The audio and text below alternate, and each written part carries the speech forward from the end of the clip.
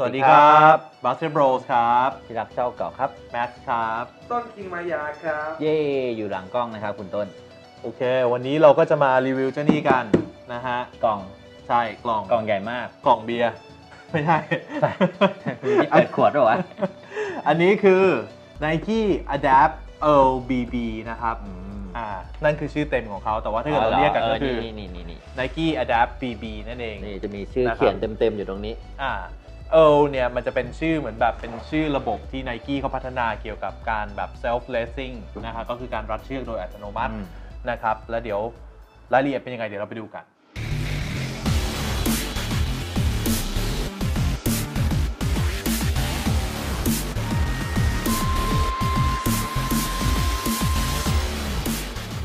คือจริงๆต้องบอกก่อนนะครับว่าเจ้า Adapt BB คู่นี้ผมเอามาใส่เดินเล่นอยู่แล้วประมาณ 3-4 วันเห็นอยู่แล้วนี่เพจนี่เห็นคุณโชว์จังเลยแล้วก็ใส่เล่นไปแล้วนะครับแต่ส่วนตัวผมเนี่ยเพิ่งเห็นวันนี้เหมือนกันนะครับนั่นแหละสาเหตุที่เราแบบต้องมาอันบ็อกซิ่งมันใหม่นะฮะอยากให้ทุกคนได้เห็นพร้อมกันว่ามันเป็นยังไงบ้างนะครับที่หน้ากล่องเนี่ยมันก็จะมีเป็นสลีฟบางๆสลีฟอย่างนี้ไม่ใช่นั่นหลับ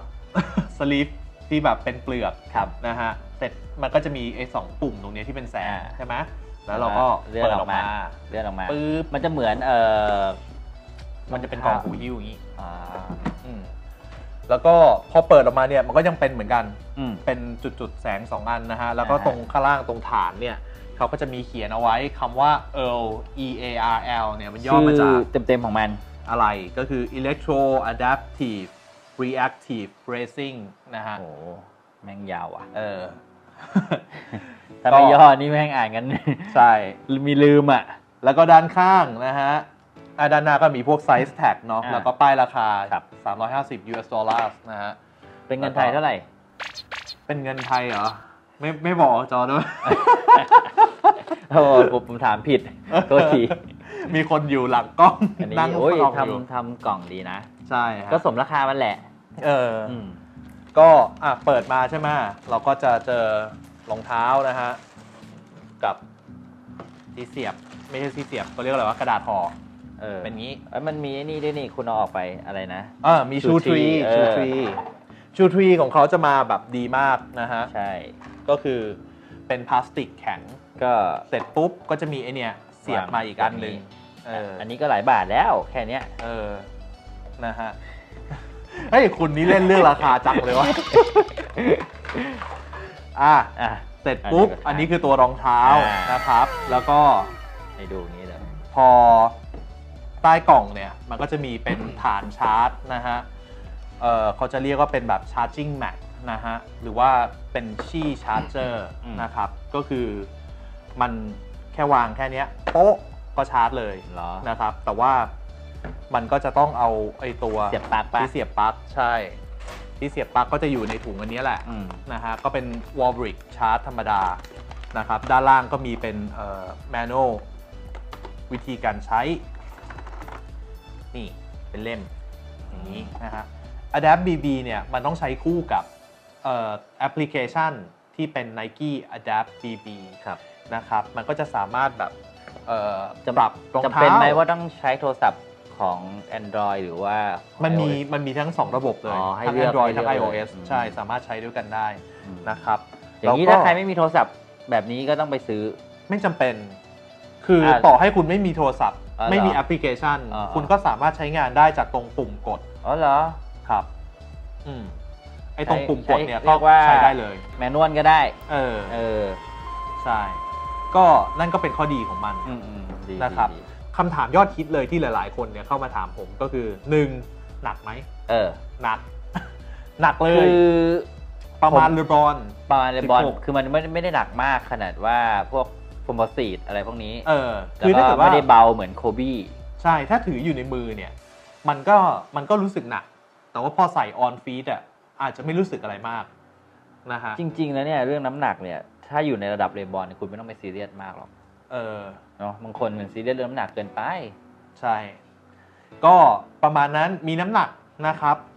ถ้ารองเท้าแม่งเบาเหมือนนุ่นมึงโดดสูงขึ้นป่ะเฮ้ยพี่ใจเย็นๆโอ้โหขึ้นอีกข้อหนึ่งที่สำคัญมากมีคนถามมาว่าถ้าเกิดว่าใส่อยู่แล้วแบตหมดทำไง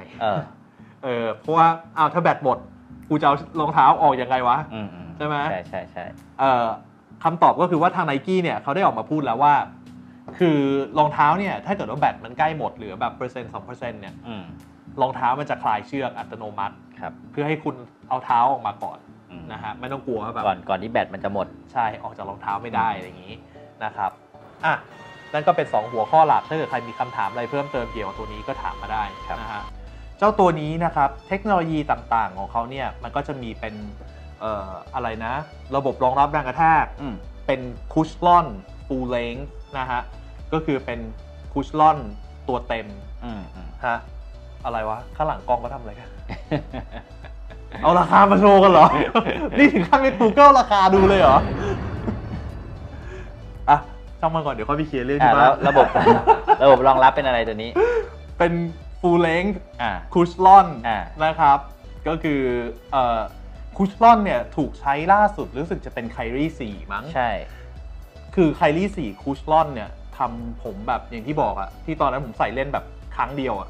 พักไป2 อาทิตย์นะฮะปวดเข่ามากตอนแรกพอรู้ว่าเป็นคุชลอนเนี่ยผมก็เลยแบบเอาวะซื้อมารีวิวเสร็จขายทิ้งแน่นอนปวดเข่าแต่ว่าเลยไม่ขายละไม่ขายใส่เล่นแล้วโคตรมันเลยนะฮะเดี๋ยวจะอธิบายให้ฟังว่าเพราะอะไรจำไว้นะไม่ขายนะ โอ้ยรู้สึกวันนี้เป็นเป้าโจมตี มีจุดอ่อนมาหน้าผ้านะครับตัว upper เนี่ยมันจะมีอยู่เป็นแบบ 2-3 เลเยอร์ด้วยกันเลยนะครับเลเยอร์แรกที่เราเห็นนะฮะมันก็จะเป็นชิ้นบางๆอันเนี้ยเขาเรียกว่า high tenacity fly knit นะฮะก็คือ fly knit ที่มีความยืดหยุ่นสูงนะฮะมันก็จะเป็นเหมือนแบบเป็นผ้าถักๆแล้วก็แบบบางคือใช่เป็นนิ้วเลยนะอันเนี้ยเหมือน C2 อ่ะใช่คือมันจะไปครอบกับอีกตัวหนึ่งที่เป็นสีขาวด้านล่างนะฮะสีขาวด้านล่างเนี่ยเขาเรียกว่า quad fit นะฮะ quad fit เนี่ยมันจะมีทำหน้าที่ก็คือแบบปกป้องไอ้พวกระบบที่เป็น auto lacing ของตัวรองเท้าอยู่นะฮะมันก็จะเลยจะมีความแข็งแรงหน่อยแต่ว่าพอมันโดนความร้อนจากเท้าเราในการเล่นน่ะมันก็จะโมก็คือมันก็จะปรับรูปให้เข้ากับเท้าของเราพอดีนะครับแล้วก็ถัดมาก็จะมีเป็นลิ้นรองเท้านะครับลิ้นรองเท้าเนี่ยเป็นลิ้นแยกนะลืมบอกมิดโซของมันก็เป็นไฟลอนธรรมดาพูดถึงเรื่องพื้นอีกนิดนึงพื้นก็เป็นยางใสนะครับเป็นยางใสที่แบบมีความอ่อนนุ่มแต่เสียงเอียดอาร์ตดังมากๆนะฮะแล้วก็ยึดเกาะพื้นได้ดีเรื่องคุชชั่นตอนใส่เนี่ยสำคัญมากเรื่องนี้เป็นไงเฮ้ยมันเป็นคุชชั่นแบบไหนก็ไม่รู้พี่แต่ผมไม่ปวดเข่าเลยใส่เล่นมาแบบ2 ชั่วโมง2 ชั่วโมงครึ่งด้วยโอเคมากแล้วก็แต่กดแล้วมันก็นิ่มดีนะข้างนอกมันเป็นไฟลอนธรรมดาไอ้คุชลอนมันอยู่ข้างในตอนที่ใส่เล่นอ่ะตัวนี้ไม่มีซูมใช่ไหมไม่มีซูมอนาคตอาจจะนะครับก็ต้องรอพัฒนาไปเรื่อยๆตัวฟิลในการใส่เล่นนะครับ มันจะคล้ายๆกับไคลี่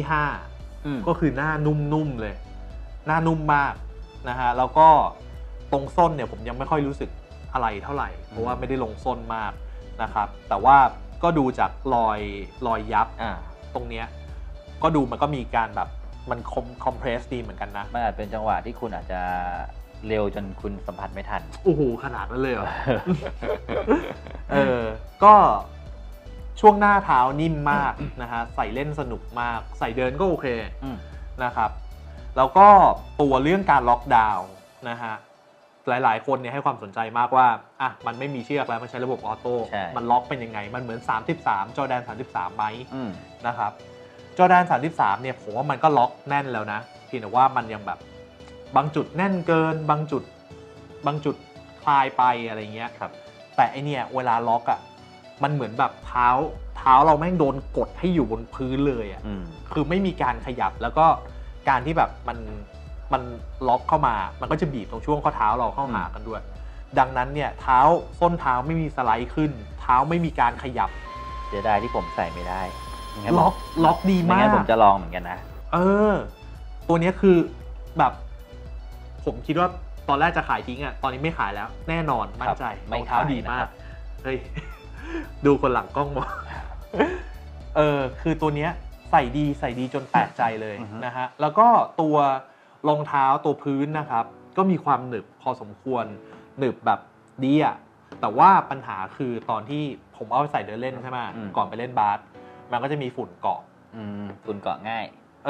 พอไปใส่เล่นในสนามตอนแรกก็แบบเฮ้ยลื่นว่ะแต่ว่าพอแบบล้างฝุ่นออกหนึบ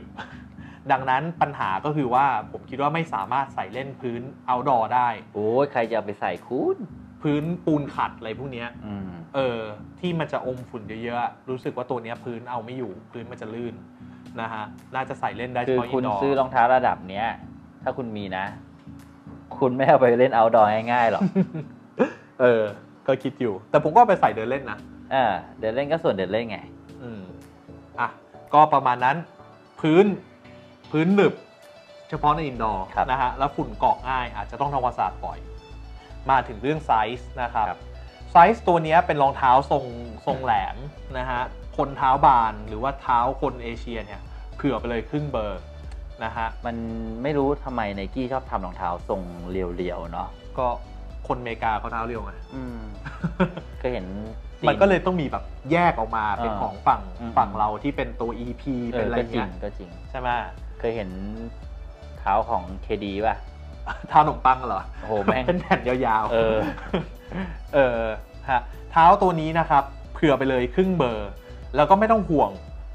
มันจะมีความยาวเหลือเยอะมากนะครับแต่ว่าไม่ต้องห่วงเลยมันไม่สไลด์แน่นอนเพราะว่าระบบมันล็อกแบบเท้าคุณอยู่กับที่เลยนะฮะเป็นรองเท้าที่ราคาแบบสูงแต่ performance ผมประทับใจมากๆนะครับถือว่าคุ้มราคาตอนแรกก็แบบผมตั้งใจจะมันเปรียบเทียบกับ Jordan 33นะฮะแต่ว่า33เนี่ยตอนนี้ไปไกลๆเลยไอตัวนี้กินว่ะ33มันจะได้แค่เรื่องว่าซูมหน้าเท้าที่มันดีแต่ถ้าตัวนี้ในอนาคตมีซูมเข้ามาอีกจบเลยซื้อซื้อแน่นอนไม่ซื้อก็ได้มีคนมองฟังไว้นะซื้อนะนะฮะก็ Adapt BB นะครับเป็นรองเท้าที่ราคาสูงแต่ performance ดีมากถ้าเกิดว่าใครสามารถซื้อไหวนะครับผมแนะนำว่าอยากให้หามาลอง